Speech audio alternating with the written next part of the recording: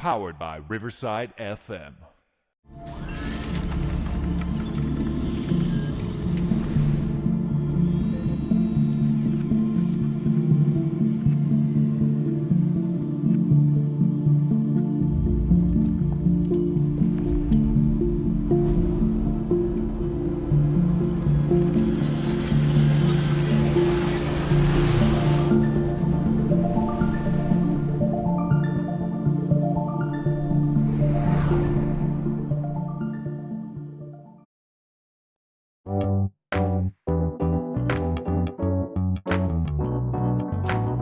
Powered by Riverside.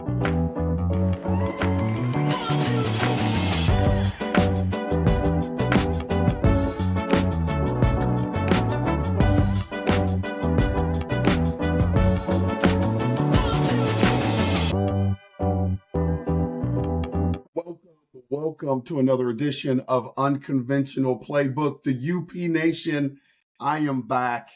I had to take a little hiatus. As you guys know, I mentioned in previous broadcasts that I will be going over coaching in the United World Games, coaching one of the USA 19U national teams. And what an adventure it was. Just getting back, just getting over jet lag.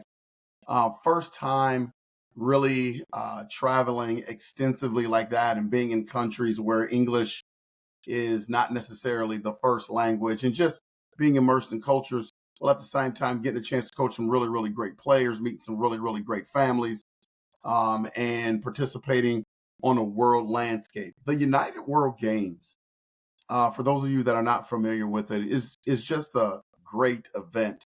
The event takes place in Klagenfurt, Austria, and what a great little city that is. We had a lot of stops in terms of our tour overseas, but Klagenfurt was one of my favorite places. You know, it's not as extravagant as Venice, Italy, and some of the other places that we went, but we were there during Euro soccer, and so the city was lively. Just a lot of variety of things to do there, places to eat, different cafes. I couldn't think of a better city to have the United World Games in. I'm glad to be home. You know, big process in terms of getting this thing together, bringing players together that had never played before, that, played with each other before. So that's always a challenge. And we end up bringing home the bronze medal for the first time for AIST and the United States national team. So we're really, really excited about that. For people out there, I'm always enamored with people and intrigued by people, because I hear this all the time, that they enjoy flying. Like, I hear people all the time, oh, I just enjoy flying. There's nothing better than flying. What about airplane flight? Other than getting to a destination quicker, do you actually like? Like, the whole process is just annoying, mentally tiring, and just uncomfortable. And I know since 9/11, they've had to really secure airplane flights and check everything, but the whole going through, X-ray and customs, I mean, the stuff is just not fun. And then the airplane itself, unless you're flying first class, is not super comfortable. We flew with a company called Aer Lingus. And I'm assuming they're a big hub from the United States to Ireland. We had to fly into Ireland. And I'm not saying anything bad, about the airline. Like, I don't want to smash them, but this was my experience. I mean, we get there and we didn't have our tickets processed for whatever reason. We upgraded our seats on the flight, and we get to the counter to get our boarding pass and get checked in, and our confirmation was nowhere to be found. Well, I shouldn't say our confirmation was nowhere to be found. Our confirmation was found, but they said we had, and I'll use the term that the person behind the counter used, was a ticketless ticket. And so it was our job, even though she could see the confirmation, for us to call Aer Lingus. Now you're calling like a 1-800 hotline where people don't answer and you're trying to get on a flight to tell them that they needed to associate our ticket and make our ticketless ticket valid. Now keep in mind, the person that's in charge of initiating the boarding pass, she can see our confirmation there that we're supposed to be on this flight, but for whatever reason, we had a ticketless ticket. And so that was a stressful situation because time was ticking away and we had to hop on this flight to Ireland. This was out of Chicago O'Hare Airport, and it didn't seem like the people behind the counter wanted to help us, even though they could see our confirmation. Well, needless to say, we got that worked out. Then, for those of you who have traveled overseas, if you've ever taken a flight from O'Hare to Ireland, that's not a short trip. It's about a 7-hour flight. And so I don't know about you, but I don't sleep well on planes. And then you got the 7-hour time difference.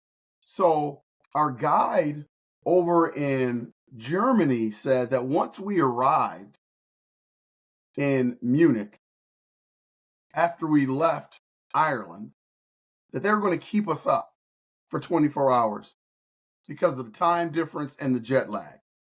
And I'm going to tell you, that was one of the hardest things I've ever done in my life. So keep in mind the time difference. So I had actually been up for almost 2 days straight. And by the time I went to bed, by the time they allowed us to go to bed, I was so tired and exhausted that I was sick. And I was actually worried about whether or not I was going to be able to participate in the games as a coach because I just didn't feel well. I was just worn down. But I got over it.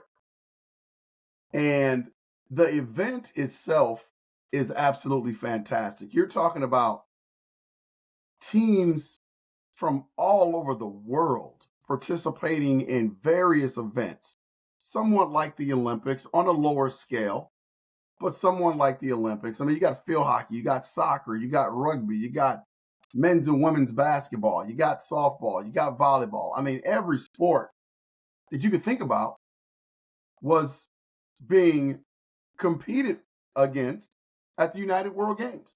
I mean, it was awesome. I wish that I wasn't so busy with basketball that I could have went around and viewed some other sports that were participating over there.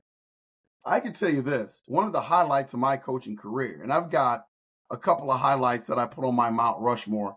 I've been coaching for over 30 years of basketball. One of the highlights that will go on my Mount Rushmore is walking into that big stadium where there's people representing countries from everywhere in the opening ceremonies. And to be able to walk out and hear your national anthem played, seeing your flag being flown, seeing all the different sports from America come together to walk out together, that was one of the most extraordinary things that I've ever done as an athlete and one of the most extraordinary things that I've ever done as a coach.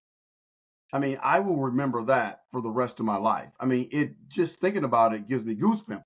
I turned to my assistant coach that was there with me, and he had the same goosebumps. I mean, it was a feeling of a jubilation that you just can't describe.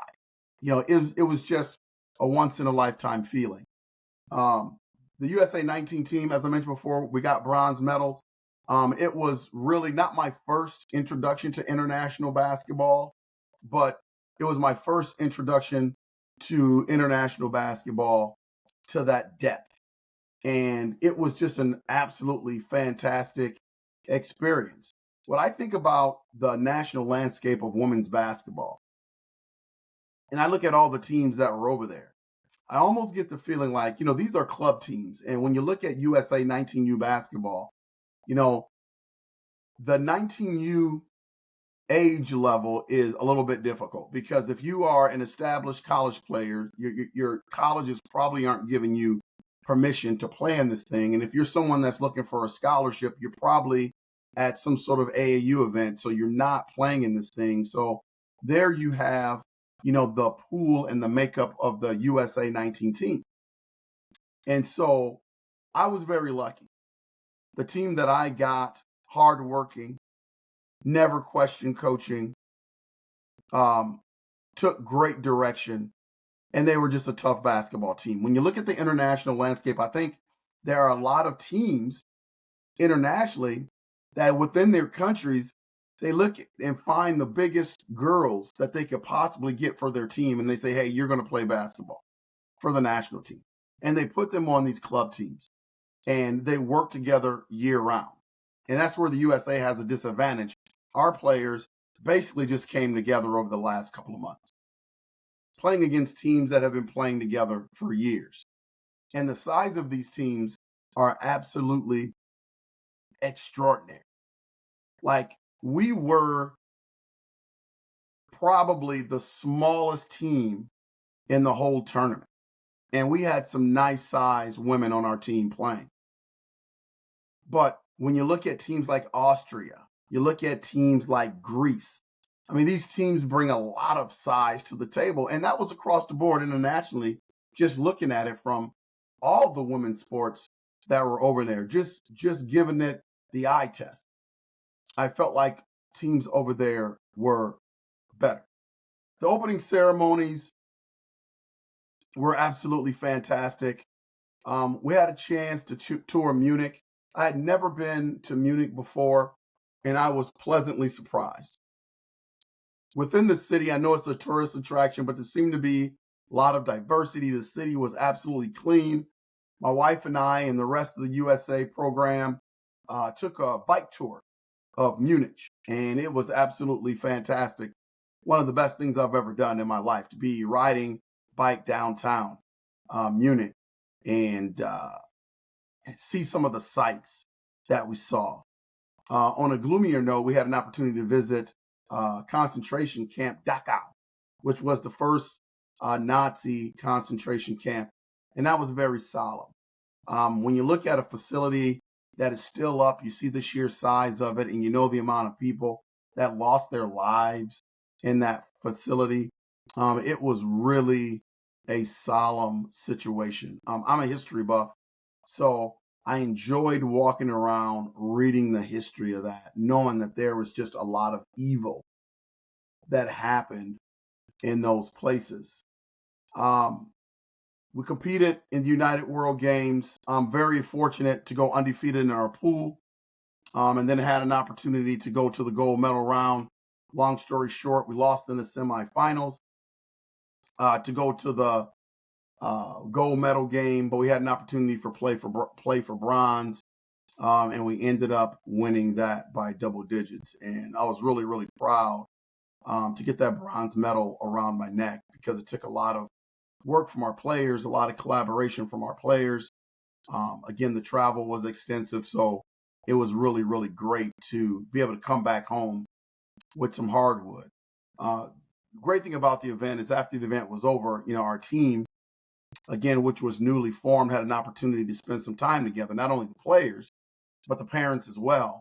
And we took a tour of Italy, and we went to places like Verona and Venice, Lake Como, and Bellagio, some of the most beautiful places that you ever want to meet. I was thrown back by public restrooms you got to pay for. Like here in the United States, we take for granted that we can, go to a public restroom. We have public facilities on the highway, rest stops where people, if they have to go use the restroom in public, they have access to that. Well, in Europe, for the most part, there are no free restrooms. You have to pay, usually €1.50, as they say, to go to the restroom over there. And these restrooms sometimes are not gender specific. Everyone pretty much can use the same restroom at times. It's not that way everywhere, but there were times where there were co-ed bathrooms. There would be times where I would walk into a designated men's bathroom, and there would be a female person in there cleaning the bathroom while males are using the bathroom, which is a no-no here in the States. So differences like that. Air conditioning is not a huge deal. And I think that's across the board, because It's so funny. I heard Chris Canty, who went to London, who works for ESPN, and he said he had to change his hotel room several times because he didn't have a hotel room that went below 75 degrees in terms of air conditioning. He had a hard time finding that. And that was pretty much our experience over in Italy and Germany. I mean, they don't have places where they just crank the AC like we have here in the States. Not that they don't have AC, it's just not at a premium. Ice cubes, same thing in drinks. You'll be hard pressed to find a very cold drink unless it's beer. If you're getting a Coke or a Pepsi or anything like that, you're going to get that thing barely cooler than lukewarm if you like cold drinks. So that was something that was really, really different for me. We had a guide. His name was Lorenzo Gallinero. Great guide, great person. I couldn't imagine what our itinerary would have looked like if he was not involved in it. Very knowledgeable guy. We asked him, what did he learn about being around Americans for the last 10 days? And he says, I realize how much you guys valued ice. And I'm telling you, when I say there are places that don't serve drinks cold, I mean, there are places that just don't serve drinks cold. And that was a very eye-opening experience for me. The coldest thing that you can get is beer over there. If you want a beer, they keep those beers ice cold. You get a big mug called a Moss full of beer, and that's ice cold. But that's probably the coldest thing that you're going to be able to find over there. Great experience, the United World Games. I mean, some of the visuals that we got over there, pictures, I'm going to share them later in future broadcasts. But Europe, Italy, Germany, Austria, if you ever have an opportunity to go visit some of those countries, these are just beautiful countries. I mean, nothing but eye candy. A lot of the things that we did were absolutely fantastic. And I wouldn't trade that experience for nothing in the world. Hopefully, I'll get more opportunities to do things like that. Honored to represent the USA, honored to bring home the bronze medal. We worked really, really hard for that.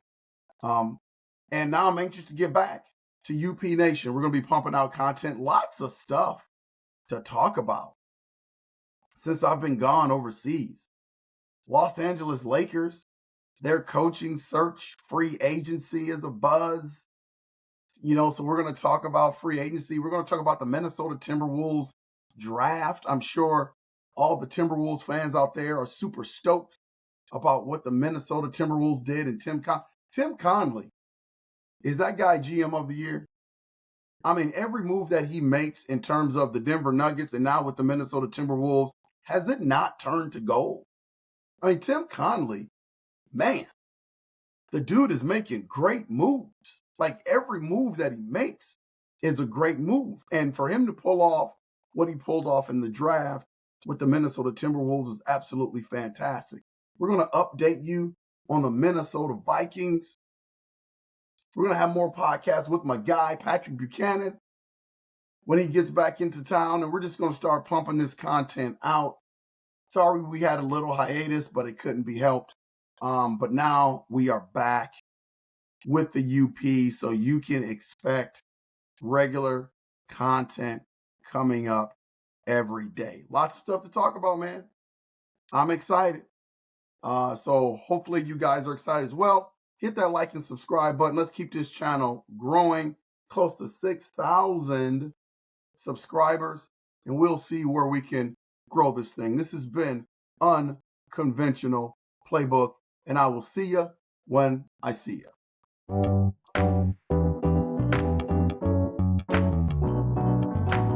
Powered by Riverside.